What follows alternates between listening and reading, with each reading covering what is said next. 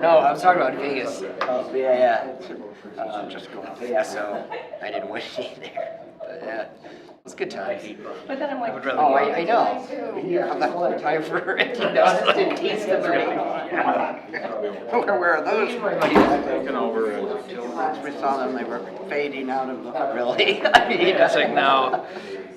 And the problem is when you're that close, and if you just double up, like, Yeah. you can get lucky and double. I mean, at that point, it doesn't matter. Like, depending on your stack, but I'm like, man, that's like a critical time to. I mean, if you've got giant stacks, you just. Yes, I kind of do. But you could double up.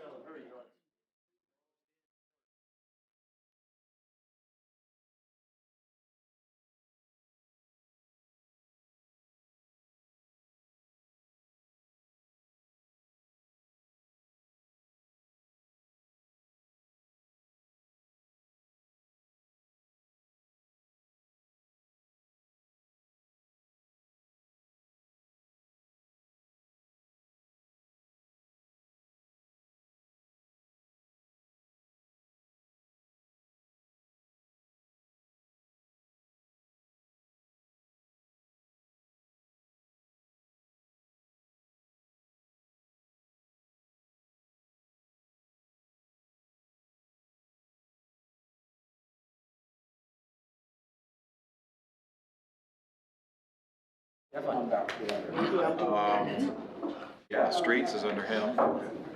Yep, streets, park. In Mayor Pro Tem, I haven't talked to you for a week. Busy. yeah, at least they're all the same. Yeah. I was telling Joe, like, I'm stuck in my office, like, I can't even interview. Get some people. Chamber thing today. This is good. Sometimes they actually ask questions. Which is, Yeah. yeah, everybody here went. What was there? It was good. It was pretty professional. Didn't get weird. And that's why they're making me sit over here today. Hopefully I'll learn my What they lesson. can do, say, okay, you're done. No, they'll just extend it again.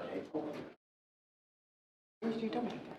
He's on, Everything from, on mission somewhere away from here. On a mission from God. yeah. Cleveland on a mission from God. Wait.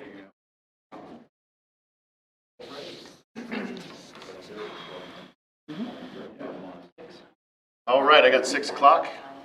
Call this meeting to order. Start by Pledge of Allegiance. I pledge allegiance to the flag of the United States of America and to the republic for which it stands, one nation, under God, indivisible, with liberty and justice for all.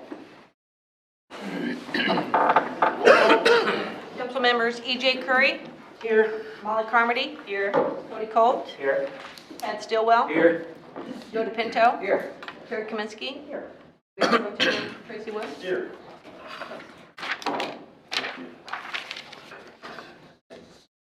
And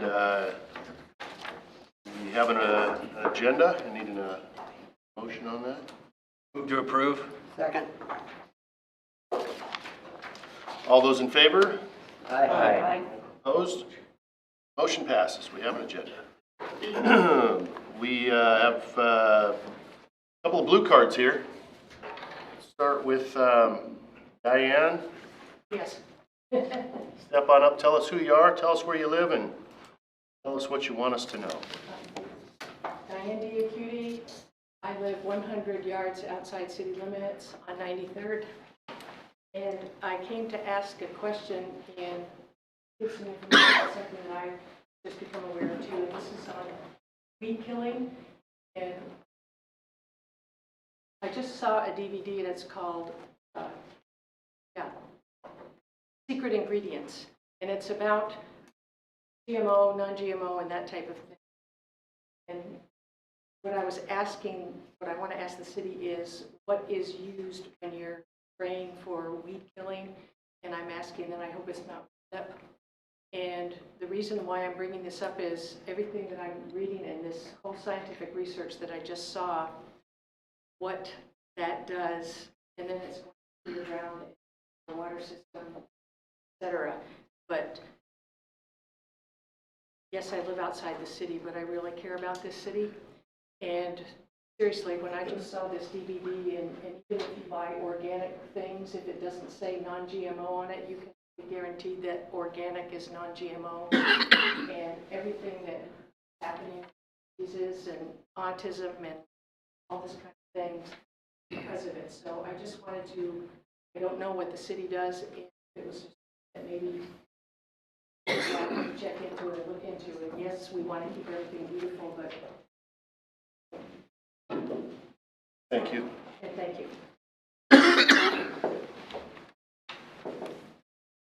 It looks like we have Richard Fife. Fry? Fife. Fife, okay, very good. My name is Richard Fife. I live in a little town in southern Idaho called Peak.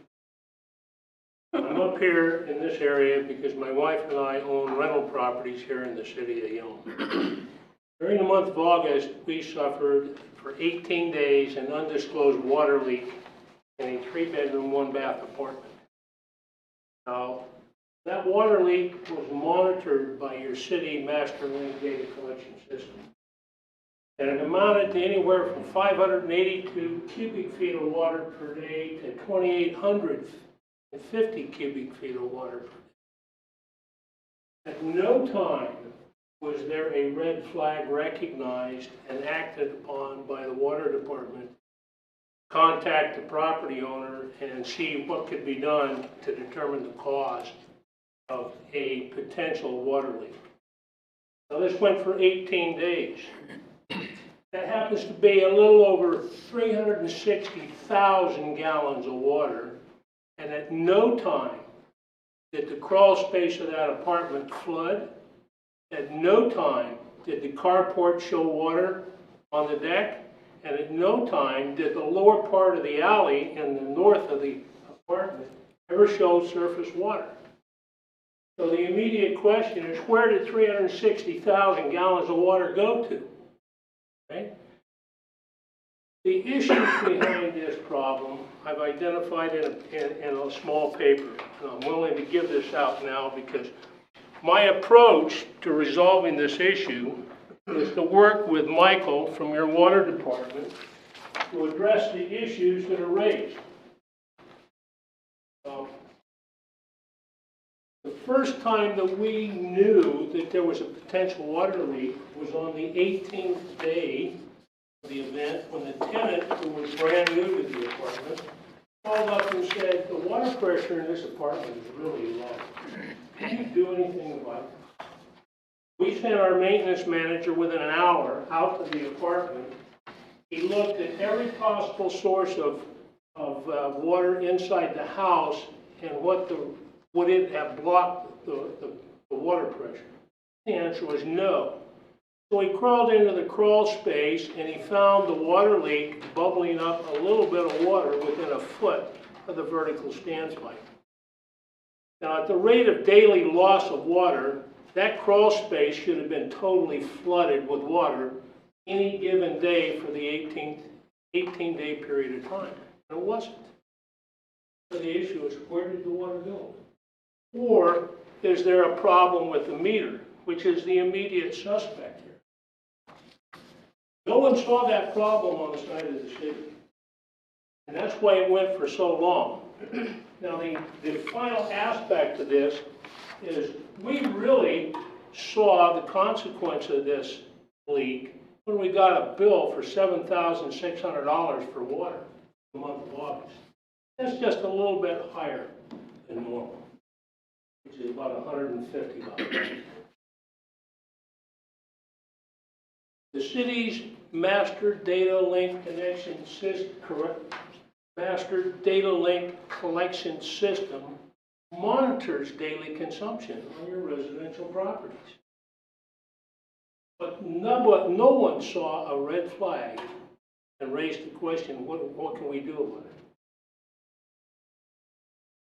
My intent is to look at the issues inside this situation, and I'll do that with the representatives, as I mentioned. But I also intend to ask for a $3,000 refund My wife was offered, off of this $7,700 bill, a 50-50 split between the city and the landowner, or the property owner. That's a very nice concept on the surface, but it covers up the real issues. The real issues are what caused the leak, how big was the leak. We had a plumber at the property and he fixed that leak the same day that the maintenance manager identified it. And when I talked to the plumber, the leak was about a 1-inch crack in a 1-inch poly pipe, buried 18 inches underground within a foot of the vertical riser pipe feeding the house. Okay? You can't lose that volume of water in a given 24-hour period through a small 1-inch crack. Okay? Leak rates don't work that way. So I think there needs to be a lot of effort put into looking at this situation and finding out how many times has it occurred in the past. Now, the dollar bill for this is that at this rate of water consumption, which you assume to be all beneficial consumption, you don't recognize leak water, lost water. The rate for that water bill is 4 times the normal rate for a nominal 3-bedroom, 1-bath apartment. That's a little too high of an increase to be charging somebody that lost 360,000 gallons of water. Okay. Thank you very much for your time. Thank you. Be interested in hearing the results of where that water went. The answer given to me was that it's all soaked down into the ground because you're on top of a very unique piece of geology. If that void space under the ground is that big, the city should be inside the void space, not up here. Yes, sir. So, first of all, I'm sorry this happened to you. That sounds unacceptable. My question was more for Michael. Wondering, as the acting Public Works Director, do we have systems in place to audit these meters? See that they're accurate? Yes, so the gentleman and I have talked on the phone, and I understand a lot about the situation that he talked about. I've also met with the staff, and that's where he said, you know, we're going to sit down and go over this.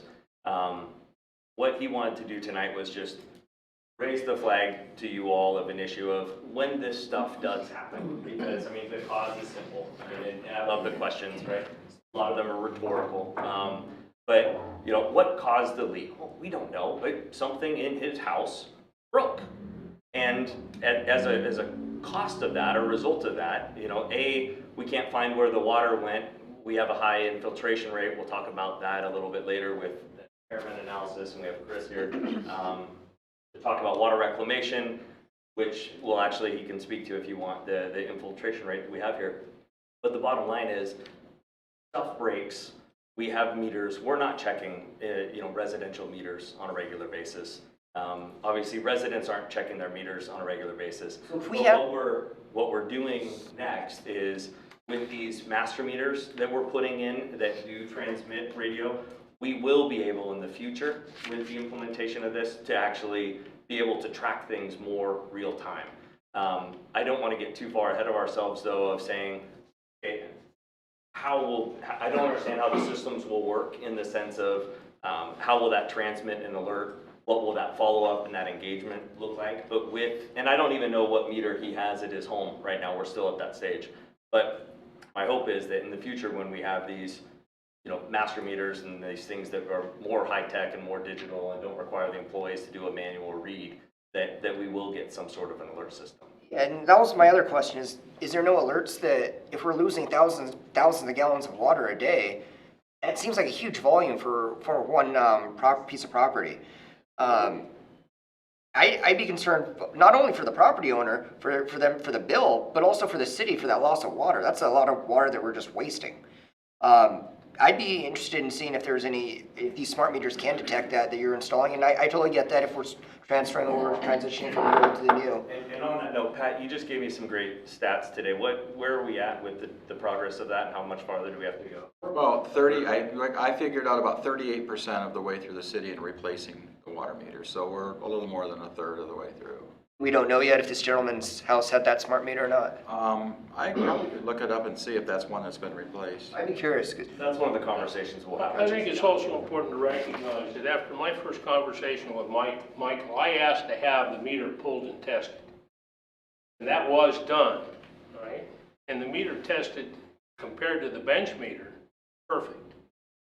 That's just a little hard to explain.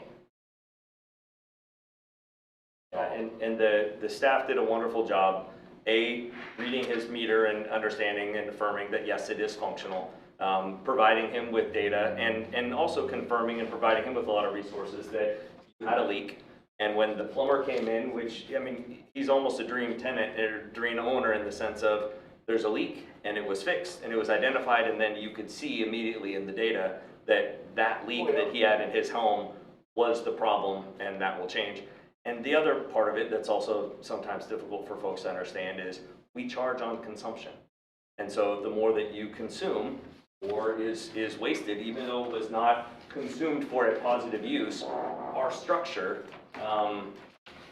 when people have leaks, it results in problematic situations. And so this is where he and I will sit down and we'll tee up with your permission and support, see if there's some sort of policy options that we could come back to council with to say, when stuff does hit the fan or water does hit the ground unexpectedly and someone does take prompt action, what kind of, if any, forgiveness can we give to that? Because we have to be mindful, we have to level the playing field that these are taxpayer dollars, but at the same time, we also have to treat others the way that they would want to be treated in that situation, which can't happen to anyone. So, more Thank you, Michael. conversation. Thank you for your time. Thank you. Thank you. With no more blue cards, I am looking for an approval of the consent agenda. Move to approve the consent agenda? Second. All those in favor? Aye. Opposed? Consent agenda approved. We have no new business scheduled. Old business, we have professional services agreement FCS group, which was postponed from our last meeting. Michael, any new news? Yeah, I was gonna say, I don't, from my perspective, and I'll talk about this later, one of the things that we wanted to do, I've been meeting with staff yesterday and today, just putting together a path forward on the water reclamation facility, and we've been remiss in giving that to you, and I want to just take some time tonight and provide it. Yes, Councilmember Curry, this will probably be the department update from hell from me. But wanted to at least give you some comprehensive information, and I'll speak to that. Personally, I don't think that you needed to consider the rate study that was brought before you last week. Obviously, we heard from several of you, you were a little surprised at the cost and the need for that.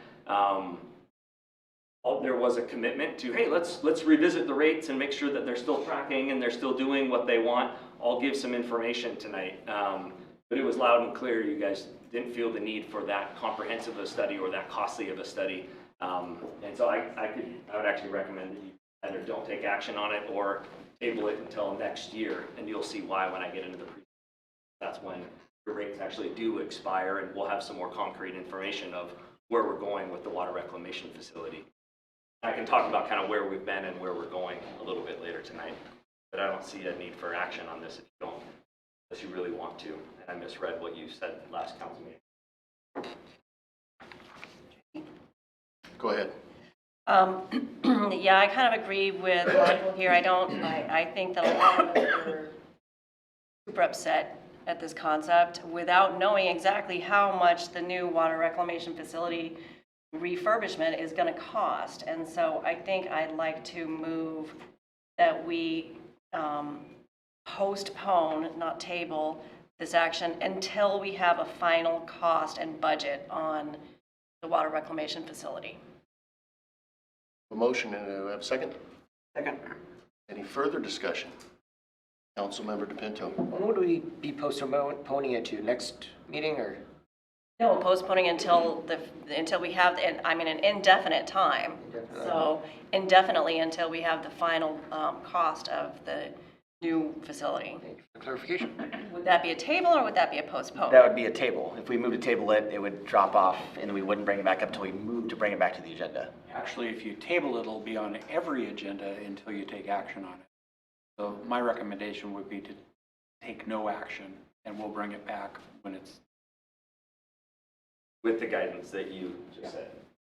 As opposed to being postponed? So no motion at all. Or a postponement. Postpone, yeah, I think Indefinite postpone is, yeah, until we have the final number.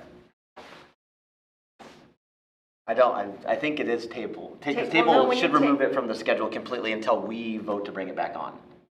Postpone would be, we have to set a date for postpone. You can't just be like, I'm gonna I'm postpone. okay with tabling it too. Yeah. He's right. Yeah. I'm okay with I whatever. don't have my dinosaur. Okay, I'm gonna amend my motion to table it until further action, Yeah, until we decide to do further action on it. I don't have my geriatric thing. What is it called?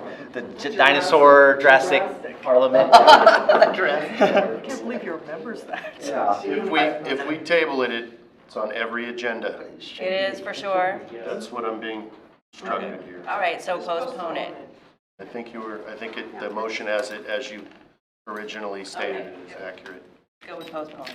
And we have a motion and a second. Any more discussion? All those in favor? Aye. And opposed? No opposition, that motion passes. Cody just wants to be right. Postponed.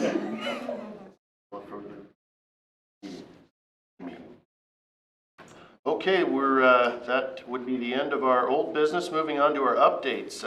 Michael Graham, please, rivet us. I just wrote a couple of notes down right here for you, Councilmember. Thank you. So first, I want to dive into a couple of things, a couple of housekeeping issues.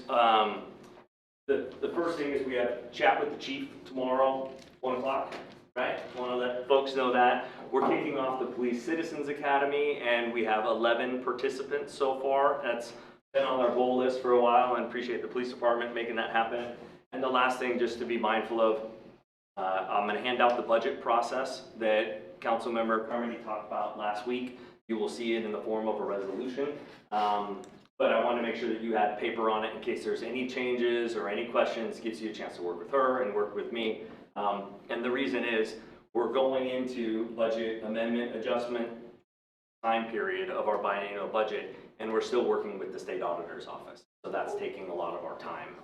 And so far, the update for you is the audit continues to go well, and we'll include the finance committee and anyone else that wants to come in that closing audit, because I know that's been helpful when we've done that in the past, just to say, okay, what's the review and the final feedback. So with that update, I'll pass this out. And what you're looking at here is the green, so that you all see, is the new process. And just for your reference of, haven't we talked about this before? What did we do before? So the pink is the process that you adopted in the budget, right? Getting up to the point of the current budget, right? So the green essentially replaces the pink. And then for those of you that have been on finance committee or our finance committee, these are the detailed budgets that we've had. And so you'll see the new elements that Councilmember Carmody and the other members of the finance committee added to this, and a new schedule. And so, yeah, it'll come in we're gonna do it in the form of a resolution, but it won't have all the whereases and wherewithals and everything else, but it'll allow you to take action on it maybe next week. So I wanted to update you on that as well. Last update is, I actually watched the same video that you did and had the exact same concerns, and we are no longer using Roundup, because that is, as you said, for all the reasons, we just need to be a little more conscious, first with our health of our employees and for the environment. I think we still have some utilized, in storage somewhere. I don't think we've disposed of it all, but we've stopped utilizing it. So, anyway, I want to follow with you on that. With that, we'll dive in. I will try to keep this as short as possible, while at the same time being as thorough and comprehensive as possible, picking up on the conversation of what's happening with the water reclamation facility, where are we going, and what's next.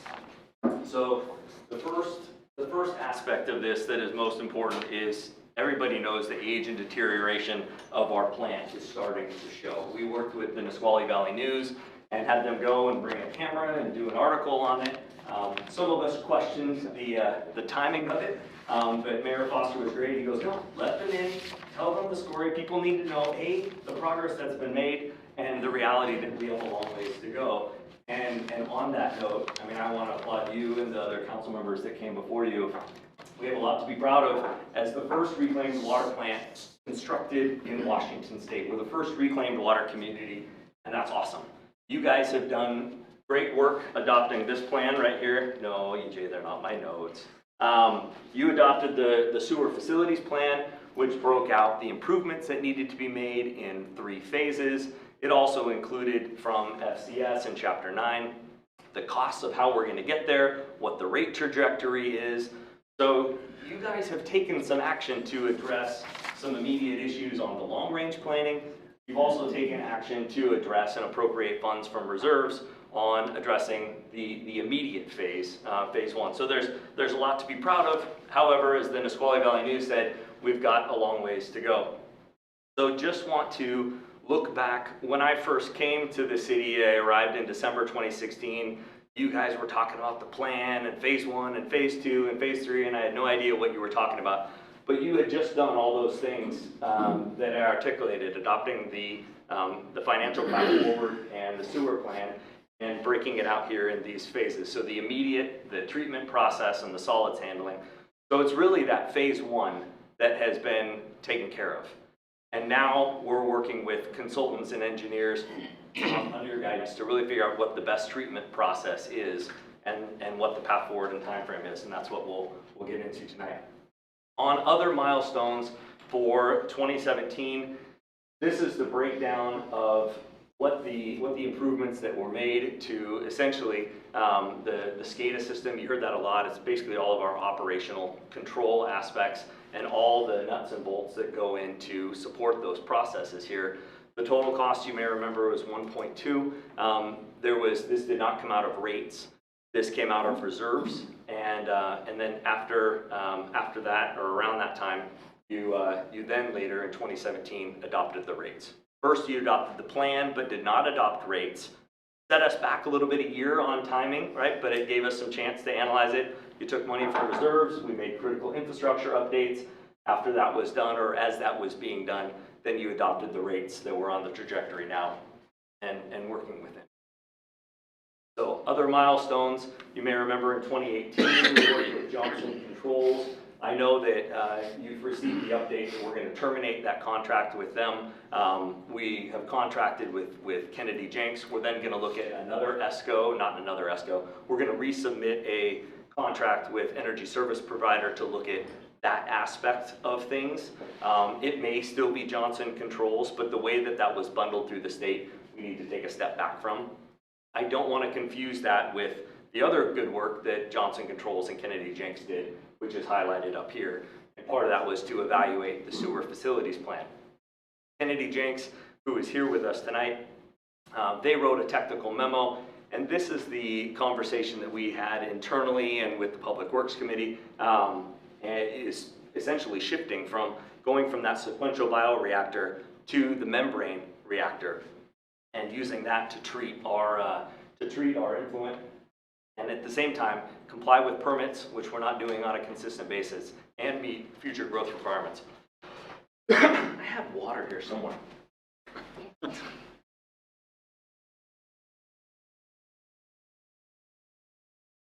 So then bringing us forward to 2020 or 2019, one of the biggest things that was completed this year was removing all the sludge out of those EQ basins. Those have been important historically when the plant was put in. They will still be important, as Chris can talk about, as we transition to the membrane reactors. They'll be a key component of that. However, we also hit a, insert analogy here, a speed bump. We caught an eddy, whatever you want to call it. The Department of Ecology issued new reclaimed water plans that required us to do an impairment analysis.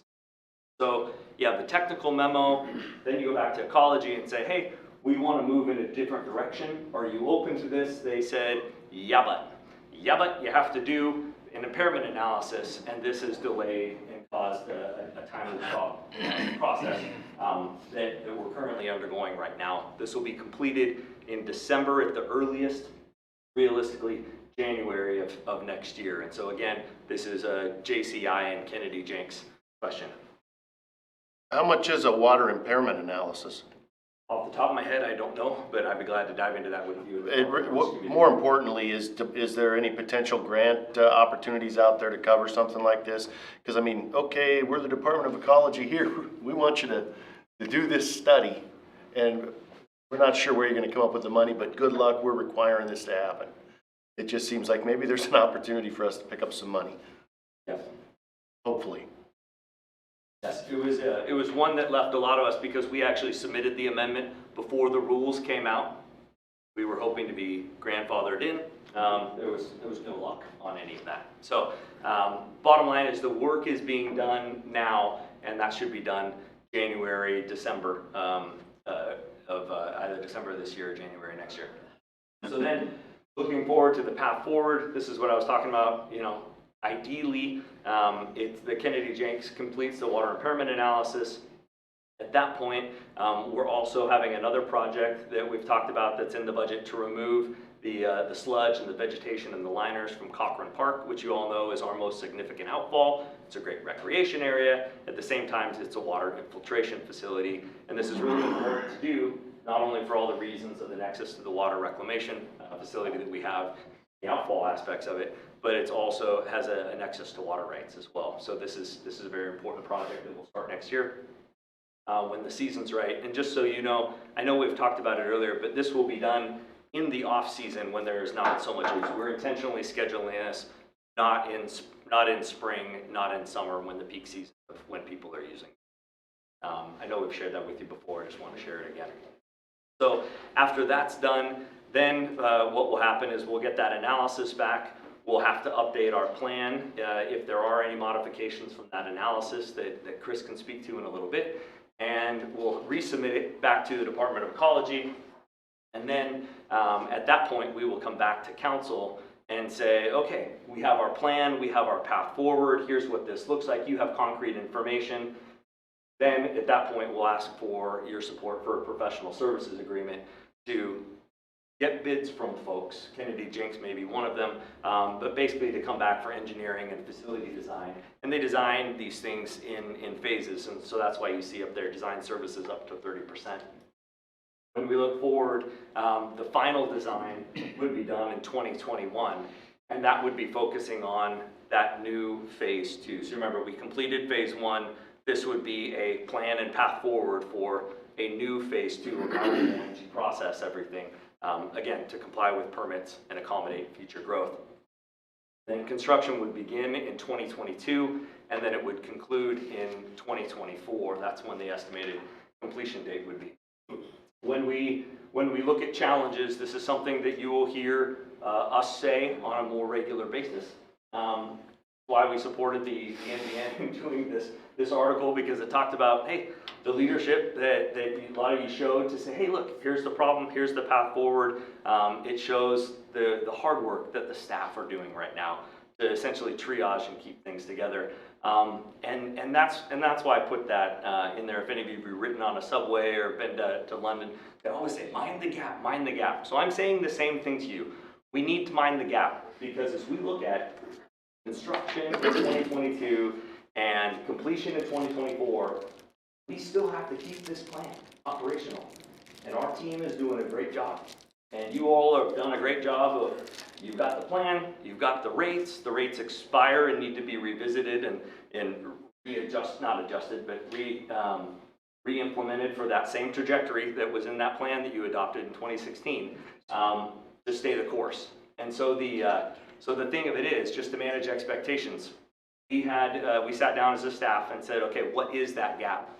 And we're looking at a range, correct me if I'm wrong, Pat, of anywhere from $300,000 to $750,000 of potential, no offense, shit that could hit the fan and go wrong in that plant that we would need to triage in emergency situations just to keep it operational. And so that $300,000 to $750,000 range is to get us from now until that construction completion date. And we don't know when that could happen. So one of the things that you'll see when we come back and adjust the budget for 2020 is we want to carve out a specific line item that basically says, in emergencies, obviously we have reserve funds, those are sufficient, but we want to call specific attention to this because we know it will happen. We don't know exactly what will happen or when, but we know it will happen, and we want to make sure that there's attention paid to that. Looking forward back to the 2016 plan, I can't remember which one of you, I think it was several, that said, hey, can't we just look and see, instead of spending $30,000 on an assessment, can't we just see if we're on track, if we're on trajectory? The answer is yes. And so this is what we did. As you can see here, the blue line is, I think, what is it, Grant, chapter 9, right? So you look at the sewer facilities plan, you look at that expensive cost analysis that says, hey, you got a plan, but it's only as good as the money that you're going to commit to paying for it. So the blue line represents that trajectory. The green line represents the analysis that, yes, money is coming in and it is staying on that trajectory, which is an important thing to know. When council adopted the rates, I think there was I can't remember what was requested, but there was a longer time period, and you all said, hey, let's not go the full Monty, let's actually adopt it for a couple of years, and then we'll come back and keep revisiting this. And so we'll revisit it again on 2020, and if we just stop where we're at in 2020, all things considered, as of right now our current situation, that's where you get that red line. Now, in full disclosure, again, it's stop right now. So this doesn't anticipate we get water rights. There's additional growth. There's additional revenue that comes in. And so that will adjust. But it is very unlikely that whatever happens for economic development, residential development, that red line moves up and aligns with the blue line. But the bottom line is we have a mechanism and a graph that we will keep tracking this and keep reporting back to you on, just to let you know where we're at on this and make it a regular thing if you'd like to, up until those rates need to be revisited in 2020. Thank you. Is there a breakdown of the projects that we've completed and anticipated? Because I mean, that's nice seeing what we need to get to, but I kind of like to see what we're paying for though as well. That makes sense. Yeah, no, it's a great idea. I wish I would have anticipated that. So if you look here, here's a breakdown of where we've spent the money so far. As you can see, and I really like the way this is done, and Grant put this together for us in a creative way. So if you look to the left, you can actually see where the money was spent. You look to the right, and you can see what the money comes in at. And so this is in an Excel sheet. We can manipulate it and put it in any form that you want. Well, I appreciate that, but I was hoping a little bit further, and maybe on the next slide it's there, but the actual projects like I don't know, whatever bells and whistles you're putting on that that water plant, water treatment plant. I think it's booster pump station. Slide? Perfect. Is that in the future here, or do we already go past this? No, we already went past it. But I'm going back to, out of respect for Councilmember Curry, I'm trying to go as fast as I can. I appreciate that. I didn't see that. Just call me out again. Thank you. I didn't see that. My bad. No. And this is, right, these are the big things that were, and this is literally a snapshot taken from that 2016 plan of phase 1. And then phase 2 now is its own animal. And so I remember coming in December going, this is phase 1, phase 2, phase 3, these people are talking about. So trying to just put it back into that vernacular that you all seem to lock into. So phase 1 is done. That's the completion, declare victory. A new approach to phase 2 is what we're talking about going forward. And phase 3 is, it's a glimmer in our mother's eye. We're not even talking about that yet. Sorry to be a pest on this, Michael. No. But those projects, but for the future, because you anticipated new revenue that's needed, correct? Yes. But for what though? What projects It's up there? It was 2020, right? And if you back up, is it 2020 and what we want to do in 2020? Back. Like how much the membrane costs, how much, So just bear with me here, because that's. He was almost there. It's not the unknown, right? But that's what the work is being done right now to figure out what that path forward is. And so you have the plan that said, hey, stay the course and implement, right, SBR, which is great. The technical memo was analyzed at council's discretion with JCI and Kennedy Jenks and said, yeah, you know what, that may have been great then, and that's awesome that you guys were first. Now you're the last and the oldest. You should really look at membrane technology. There's still some questions, frankly, that I want to have with parametrics of to what extent this was considered back in 2016. What did they see as the pros and cons? I've been very appreciative of the insight and the recommendation that Kennedy Jenks has. We'll dive into this a little bit more at the Public Works Committee tomorrow. But it's that plan that I was talking about, kind of what the next steps are. That's when you will get the substance of what it looks like. how do you know the revenue needs though? Like, what capital? We're trying to figure out, Joe. I get that, but I'm saying when it says $5 million on that, where did you come up with that $5 million? It's in the plan that you guys The previous? reviewed and adopted here. Gotcha, okay. Yeah, and so the original 3 phases. yeah, in that plan, you know, there was, and I can go back to it.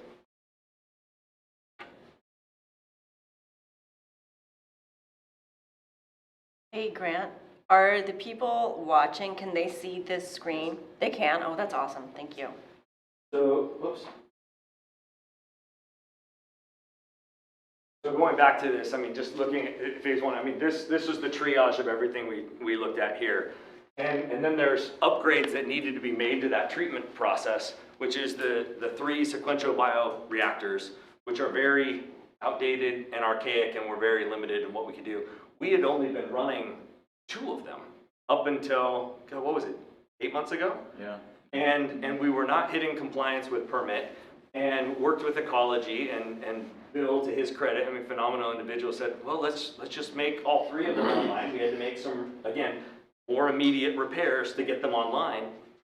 But even running at all 3 basins is helping us comply with permit, but it's not taking us to where we need to go to stay in permit compliance 100% of the time and accommodate future growth. And so the treatment process of phase 2 as outlined in the plan essentially is outdated. And so now it's coming up with a new plan for the recommendation of Kennedy Jenks. And so take this as this is the start of several conversations where more details will follow about what this looks like. But here's the path forward. So we will resubmit the updated sewer facilities plan to ecology. A lot of that will have the information of how we're going to address some of this stuff. But really, to get at your question, it won't get down into this last bullet here, where we actually have a professional services agreement to you all that says, okay, what does this facility look like? What does the design look like up to 30%? What's the engineering? What do these components look like, and how much are they going to cost? And are they still on par with the costs that were adopted in the original plan? So the graph is just a good estimate then, but it could definitely be a lot higher, or it could be a little bit lower. The graph is what is known based on the action taken by council of the plan that we have and the financial analysis that council took action on. So it's the only concrete thing that we have to go on that says this is the trajectory and this is the path and these are the needs. What the analysis that's being done and what the process that's outlined here will say is there a better or different way to do that? Either more effectively, more efficiently, more cost effectively, and hopefully the answer is yes to all 3 of you. I thought that third phase included that water treatment plant that was around $25 or $30 million originally. The 3rd phase, as you may recall, is solids handling. What do we do with the poop? The 2nd phase, but the project that cost around 20 to 25, it seems it has been reduced to like 20 million or something, or a little bit less than that even. Maybe I'm just talking crazy here. But why was it reduced, or what? I thought it was different cost savings that we found, that we didn't have to do everything that was suggested. I think I remember the I conversation. remember you had. that. I So, remember But I that. thought the cost was higher though, like a lot higher. 25, and then it was reduced by like 5 million or something like that, or I thought I got it down to like 17. something like that, yeah. Yeah, he's So like, oh, I this found is- some measures, some cost saving measures and this and that, so it's only gonna be like 17 million? and this is the problem of sharing numbers in public, right? Because everyone remembers different things, which is why I wanted to say, okay, let's take a step back. Let's look at what is known. Let's look at what is unknown. Let's look at the time frame and the path to get there. Because I remember vaguely what you're talking about too. And again, I anchor it to Bill. He was looking at that parametrics plan and saying, well, they don't need to do this and they don't need to do that. All of that was before the tech memo. So he was looking at the implementation of that phase 2 and what parametrics, who the city, to the best of my knowledge, has been working with for, I guess, a really long time on this. Bill came in with a fresh set of eyes and said, don't really need to do it that way. And now you have, JCI and Kennedy Jenks saying, yeah, in fact, you could take this whole other approach. And so that's part of the analysis that's being done now. But again, I don't have any concrete information other than what's already been adopted. And so to say, I think we're going to be good, or it's going to be less, or worst case scenario, it's going to be more. I would hate to say that because we don't have that information. Sure. But out of fairness to the council, coming back and saying, well, because this is something that I've been asking for a long time, right? So if I'm asking for it, I'm sure you've been wondering it, you're probably getting questions from constituents. So this is why we put this together of what the path forward and the timing is. And that professional services agreement is really the next action that you guys will take on it next year.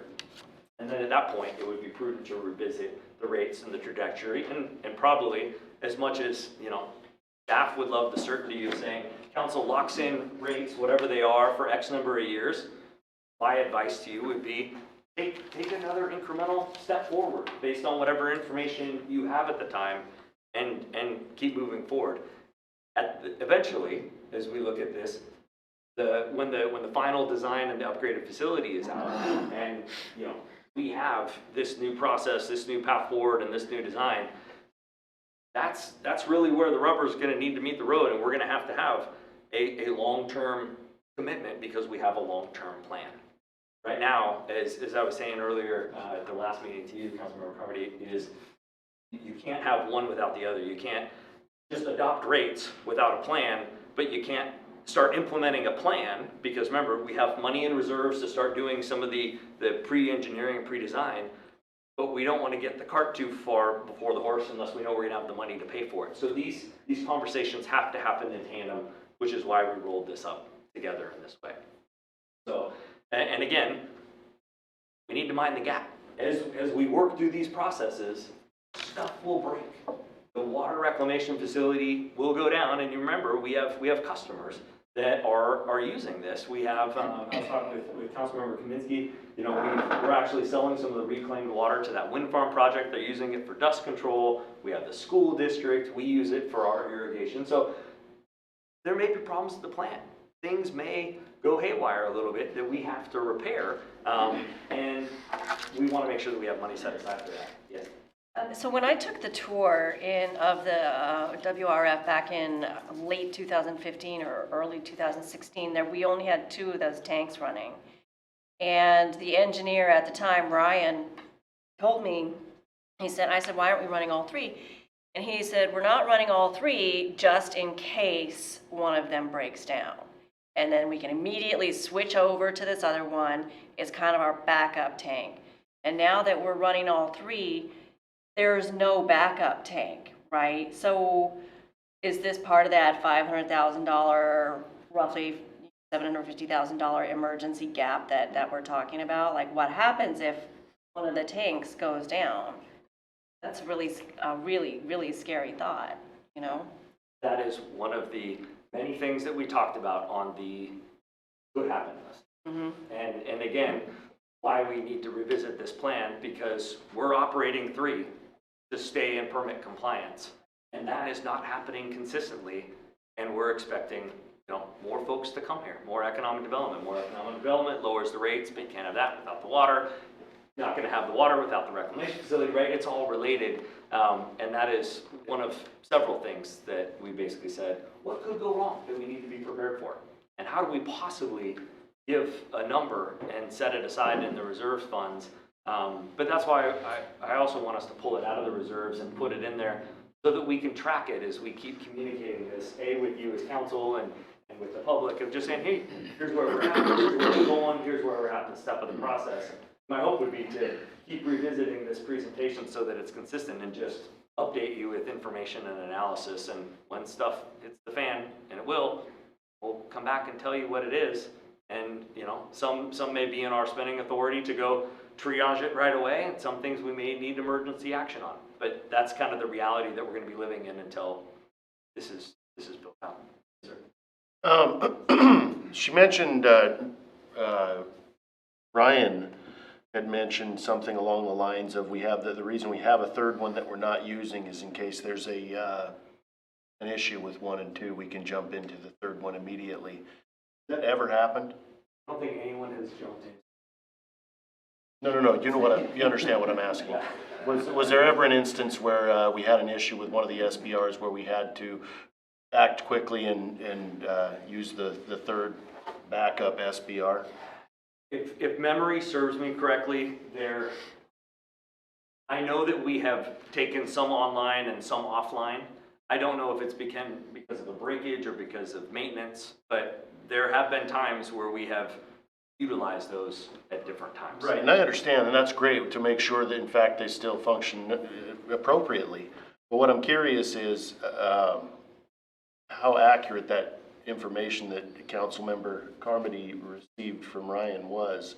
I mean, that was years ago. Right. So who knows? And the reality is, I'm not going to second guess parametrics. I'm not going to second guess, just the gentleman here that's wondering when he had a pipe break in his house and the water, disappeared. I'm not a geologist. I'm not going to tell you that, there's water that goes into the ground and leaks under your house. And I'm not going to question what Kennedy Jenks is looking at in some of this stuff. And we have to take all the information and look at it together and go, okay, this is what's known, and this is what questions we have, and this is the path forward. At that time, that may have been a reality that's a good backup facility based on where we were at with population growth and needs and effluent treatment and everything else. All I know now is the reality is ecology is saying you got to run all 3 at the same time. And Bill made all 3 online to be operational. And what I was told is that we hadn't actually had them working. So it's interesting to hear that it's just one other data point. But right now, we have to have all 3 of them working. They are working, and we are more often in permit compliance than we were before. Not there yet. We have a long ways to go. So the last thing, I just wanted to come back to the goals, right? The things that all pull us together in our respective roles. Staff has our job, the mayor has his job, the council has their job on policy, the constituents have their job and their right to know information, which is why we put this together. But really, we need to stay the course. We need to take prudent steps forward. We need to keep working with our partners. We've had conversations of, okay, we got to have the plan of what we're looking for, and then we need to reach out to state and federal funding and our lawmakers to see if we can garner support for building this facility, which could help potentially lower the rates. Because right now, unfortunately, it's the residents that pay for it predominantly because we don't have large industries. Hopefully that will change over time. But as we were saying, everything is related and we could use some relief. But I think the key thing is, again, just to acknowledge, you all have been here, Terry, you too, with different parts of the city. But, when I came here, you were making these tough decisions and the path forward. I appreciate your leadership on behalf of the staff. We appreciate the leadership that you took to read the plan and adopt the plan and understand the finances and understand the trajectory. We know the rates conversations are not popular. And I know, last year or 2 years ago, I think, you, Councilmember Colt, were saying, what if we do it this way? What if we didn't do it on consumption? What if we had these other models? And you guys sat down and ran different scenarios. We're committed to keep doing that with you because we understand the the buy-in that you're in, but most importantly, we appreciate the long-range planning that you put in.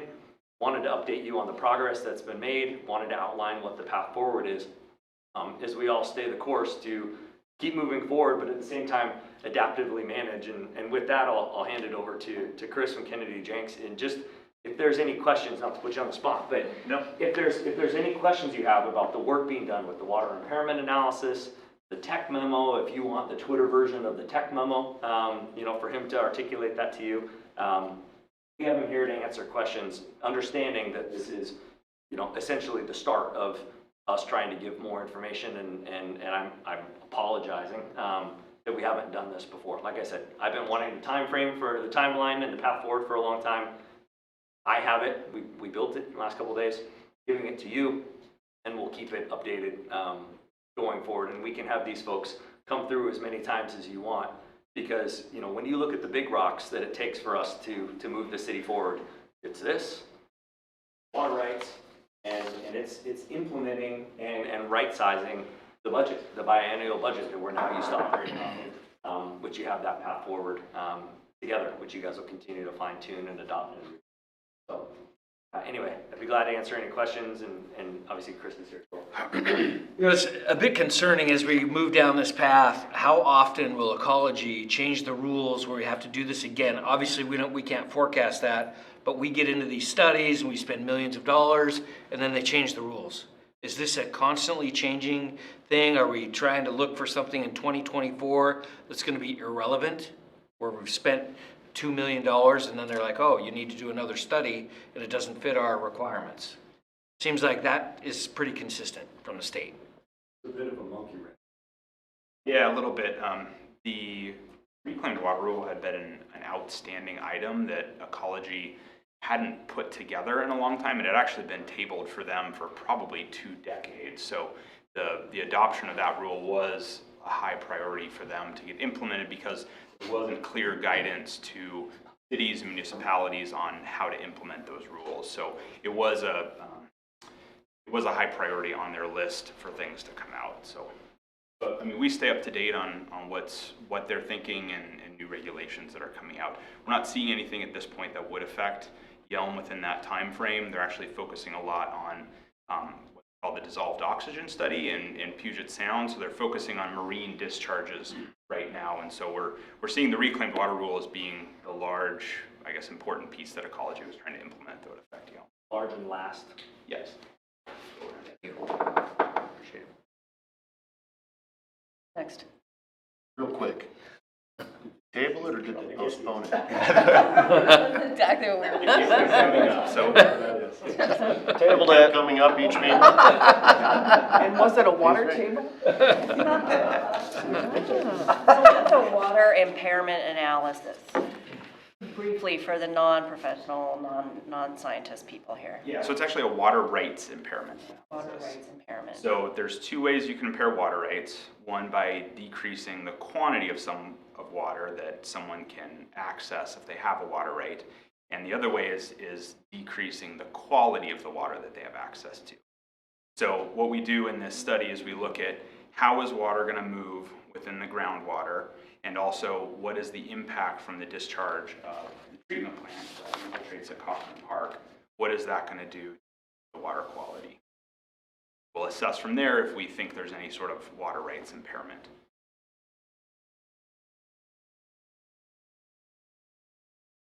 Anyone else have any questions, comments?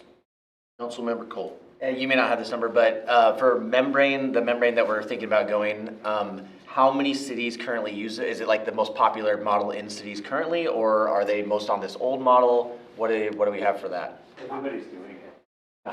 It's a cool thing. It really is true. I mean, the first MBR that got implemented in the state was probably 10 or 12 years ago.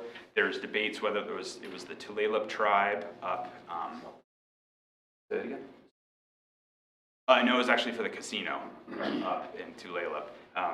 So there was either them or West Sound Utility District out in Port Orchard. Those are the first 2, and those are about 10 or 12 years ago. And there have been a lot of MBRs implemented since then, especially at municipalities that are looking to do reclaimed water. We just finished a treatment plant near Bonnie Lake that implemented this technology. water. So it's definitely becoming more and more of a standard, especially as you're looking to produce high quality reclaimed water and have a really reliable, efficient treatment system. So it's becoming more and more. And on the membrane technology, I know everybody will be interested. What's the life of it like versus the pump that we put in, 1999 was our WRF. When was our WRF installed? 1999. Yeah, I think so, right? And it's 20 years and we're like, oh my gosh, this thing's falling apart, everything's going. Membrane technology in 10 years, you're gonna be like, oh my gosh, the membranes are falling apart. We need to, like, what's the shelf life of a membrane versus a water reclaim facility like this? So it ultimately depends how you design it, how hard you push it, right? If you drive your car every day at 80 miles an hour, it's gonna fall apart sooner, right? So we try to find that sweet spot where you're not pushing it too hard, but you're also not buying more membranes than you need. So we typically use about a 10-year cycle to replace the membranes themselves. The membranes are only a percentage of the cost. There's the concrete that goes into it, the piping, those sorts of pieces too. So the membranes themselves, we look at about a 10-year replacement, but we've seen membranes last a lot longer than that. It's just what we use for conservative planning. What are the costs on those membranes? It depends. That's what we're going to be evaluating. This piece is, what is that when you look at the whole piece of it? Because it's not just the membrane cost. Sounds like an expensive answer. I mean, it depends on the project. Well, and Well, just this goes back to the, let's not just throw out numbers until we truly know, because once a number is thrown out there and then it becomes something else, then now we're in a different conversation. But I will say what the membrane process does is it allows you to take, so right now the treatment plant operates multiple unit processes, right? There's the SBRs and there's the filters, and then there's disinfection. The membrane system allows you to put those together. So instead of installing multiple units that have to be run in series, you now have one unit process there. You could install multiple of those in parallel. Correct. And expand as you need. Got a question. When we, from what I understand, when Yelm originally put in the SBR, we were talking about new technology that you're telling us now is nobody's doing that anymore. They're all going with this membrane system. But what I just heard you say is that it's been over a decade since this was implemented. So my question is there any, what's the research, which direction is the research going now? I mean, here we are a decade in. I can't imagine they've just sat on their hands and said, yeah, perfect, we're good. I mean, they are looking, there are different treatment processes to look at. We've looked at some of them. The issue is that those treatment processes don't have the filtration aspect with it. So that's the big benefit of the MBR is you're combining all that into one. We haven't seen anything come out, and we don't see anything on the horizon that does that in terms of bringing it all together. That's the state of the art for what we're talking about. Yes. And when we look at cost competitiveness as well, I know we're not putting out numbers, but when we look at it, when we look at the MBR compared to other processes where you have to have multiple unit processes in a row, it tends to pencil out. Go ahead. Something. Answered my own question before I asked it. Anything else? Just on that note of innovation, one of the things that, when I was updating, I said I went down to the legislature, the Joint Water Reuse Task Force. And one of the things that I said to them is, hey, we are more than willing. We're talking with our consultants, but we'll continue conversations with ecology and EPA and Department of Ag and everything else to say, okay, what is that next cutting edge innovation technology that's out there? Because we have a lot to be proud of our history and our culture, and being innovative in the past with this. We're asking those same questions of saying, what is next, and could we be a pilot for that in some capacity? A, because it's consistent with who we are as a community. At the same time, there's a lot of money that came with that at the front time. So if we could be innovative again and work with all these partners that we outlined, maybe there could be some money that comes with that from a willing, innovative culture that we have. So that is part of the conversation. We keep running into the same answer that Chris just talked about. So more more to come, but keep your ears to the ground, and if there's anything that you hear, we hear from that. Yeah. I will say that the MBR technology is not something that was implemented 10 years ago and it hasn't changed, right? There's continuous innovation within a technology itself. So what they're looking at is a lot more innovation within the material that we use for the membranes. So they're going from more of a, they call it a polymeric substance for the membrane. They're doing a ceramic membrane now, which is extremely durable. You can get a lot more water through the same footprint, through a smaller footprint, and it uses less energy. So there are innovations within that technology itself that we're looking at that are kind of those next incremental pieces. Well, and as the technology advances, as you talked about, it's you know, a decade plus into it. I can't imagine the price hasn't dropped. It seems like pretty much everything as we move forward and it becomes more commonplace. Cost effective, affordable. So more to come. Just wanted to give this to you. I'll email it out to all of you. If for some reason you don't get it in the next 24 hours, it's probably a symbol that it's too large, and we'll find another mechanism to give this to folks and pop it on the web or something like that. So anyway, more to come here. With that, I'll hand it over, and just the last part of the department updates is organizational structure. With the chief, which I know he's talked with the Public Safety Committee about. Oh, actually, this is the only slide, right? We got one slide. There we go. Oh, Yeah, that's right there. See how we did that, Michael? See how we did that? I got to go second. Good job, Michael. That was good. So I can be cool. Here you go. Don't tease me. Bro. Okay, so what you have up there on the board is my new organizational structure. You'll see where the specialty unit sergeant position is yellow. My intent is to suspend that position temporarily until we can refill it at a future date when we add officers, and we will use an assistant police chief position in place of that. We had a few months with the specialty unit sergeant. As you know, Sergeant Wood retired in June of this year. Excuse me, he was our specialty unit sergeant. It became clear to us during that time that he was being used more so as a true number two person in our organizational structure. We already had the assistant police chief job description already laid out for us in anticipation of that down the road. And in comparing that job description with what we were having Sergeant Wood do, it was clear to us that we were using him more like an assistant police chief. So after he departed, we spent some time looking at what's the best way to move forward. If we just replace that, or do we have the personnel here that could fill the assistant police chief position? And the answer is we do. Sergeant Rob Carlson, everyone here knows Rob. He's been a police officer for 24 years. He's been a sergeant with the Yelm Police Department for over 13 years. He would be my selection to fill that role. A big part of this is for succession planning. I'm not going to be here forever. Sorry. My plan is to not be here forever. Realistically, in 5 years or less, my plan is to retire from the Yelm Police Department. I'll get that point where I can do that. 3 bad days. 3 bad days, yeah. Sergeant Carlson will be here longer than that. That was another factor for us, is where he is in his career, and as far as his goals and whatnot, he will be here longer. So he will be here past my departure. Pretty sure about that. So again, the idea, there's several reasons that why this makes a lot of sense for us, but probably the main one, probably the most simple one to understand to folks outside of our internal organization, is purely just for succession planning, preparing for the future and having someone being able to step in my absence. I was gone for a couple weeks here just recently. Sergeant Carlson was in charge of basically filling my role while I was gone. He did an outstanding job. I didn't get one call, at least from him.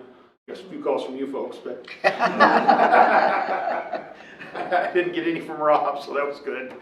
And so what this is because the title, Assistant Police Chief, was not in the budget that we're currently in, This will be part of the budget amendment that you'll see at some point in the next, I believe in November, you'll see that. And so you'll see that job description. As far as impacts to the budget, impacts to the current biennial budget, 19 and 20 budget, there are none.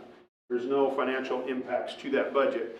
The position is an exempt, non-civil service position. It would be appointed by me. Because it's an exempt non-civil service position, non-union position, he doesn't receive some of the benefits that union representatives currently receive as far as money and different impacts to his salary. Even though his salary is higher than what it would be as a sergeant, a lot of that is offset by no overtime, holiday pay, different things like that. So the financial impacts for the current budget, there are none. And then going forward, we'll be in the next budget cycle. But even at that, what you'll notice is the impacts are pretty minimal to the impacts of our internal organization and structure and what this will allow us to do for so really what we're doing is trying to prepare this department for the future. And my goal is that when I depart at some point, that the department's in great shape and can function without missing a beat. So, questions? Anything? Oh, so just one other thing. Timing.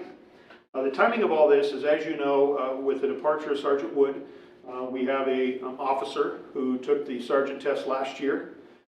He's waiting in the wings to move up to this sergeant position. He can do that as soon as our new officer hire, Officer Henkin, completes his training period. At this time, he's on pace to complete it by the end of October. So November 1, Tillman Atkins, Officer Atkins, will be promoted to Patrol Sergeant.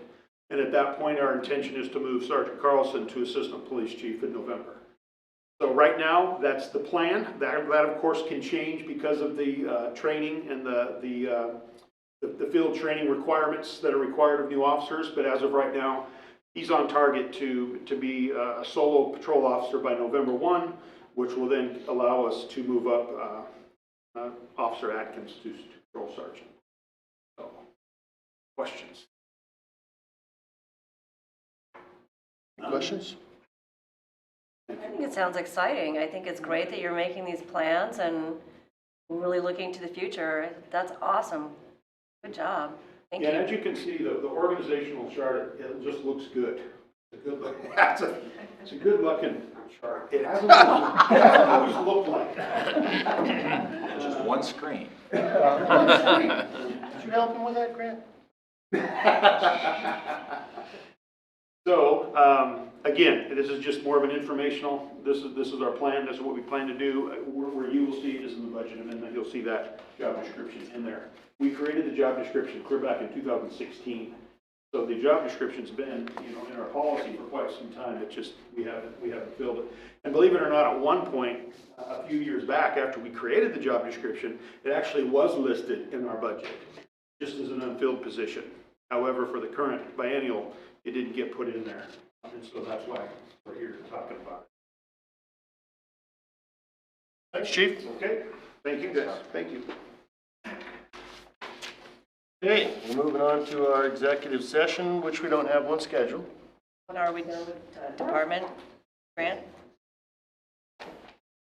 You made a slideshow. Oh, okay. I believe we are. Okay, let's move on to our council member reports. Mine start tomorrow with the fire department, but I was at the Support for Yelm Schools levy auction Saturday night where they raised $18,000. In there,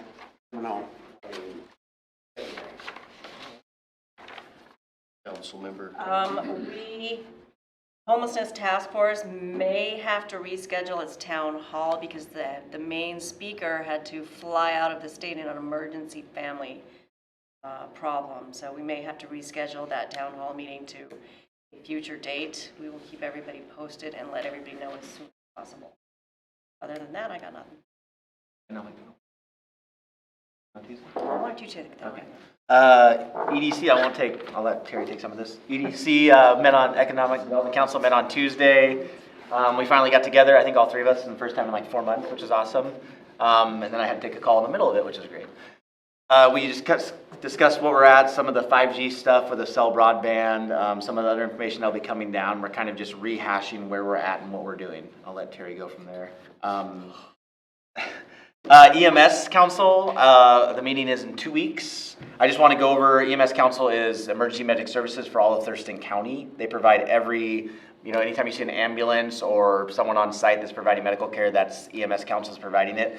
They will be having an ask of us at some point in the future, not for money, but just our support in a bond or something they're going to run. I haven't got details on it yet, but as soon as I will give that out to you guys. Just be aware. It's trying to upgrade their equipment just like every other department is right now.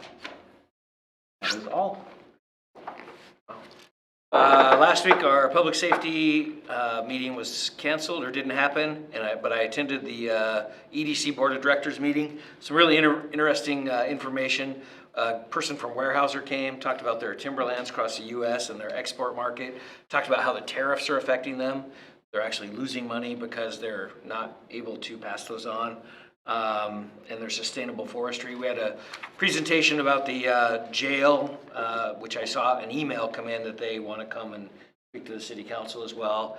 Yes, for Proposition 1.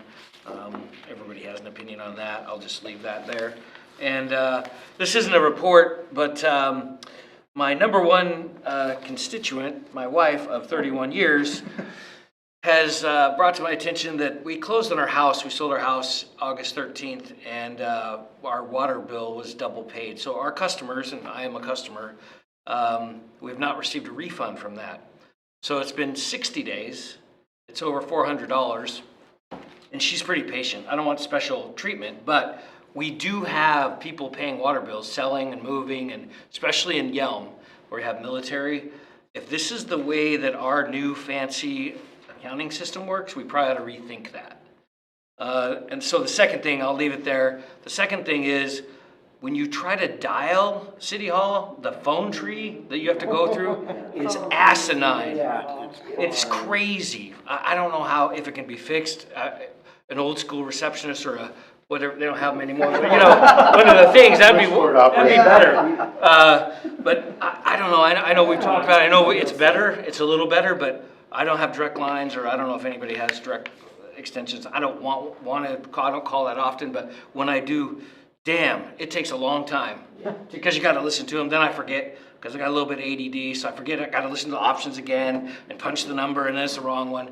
So maybe we could work on that. So our customers, who are our citizens, deserve a little better. And we did pay for a really expensive accounting system that I don't think we're using.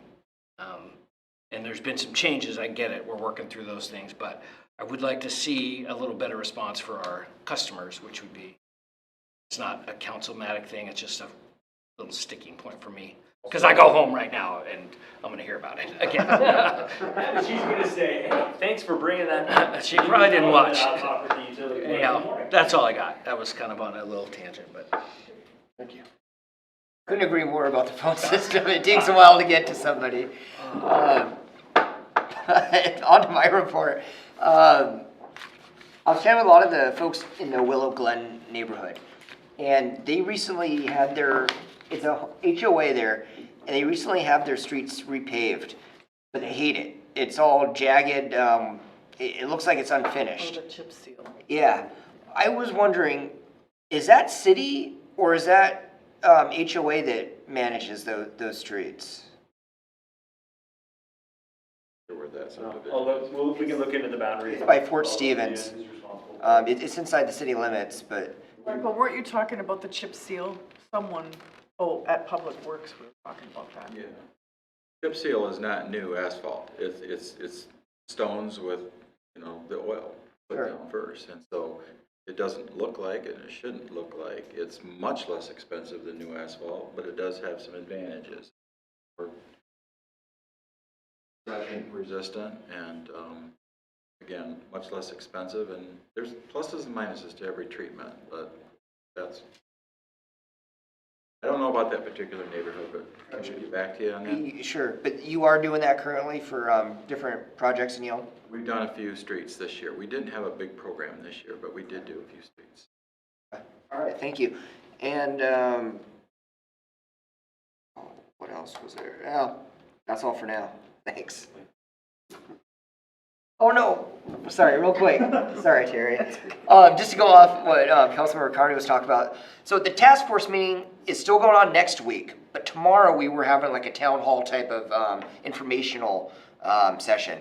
So that has to be rescheduled, and we are in the process of doing that. But the meeting next week on Tuesday, our normal task force meeting is still occurring.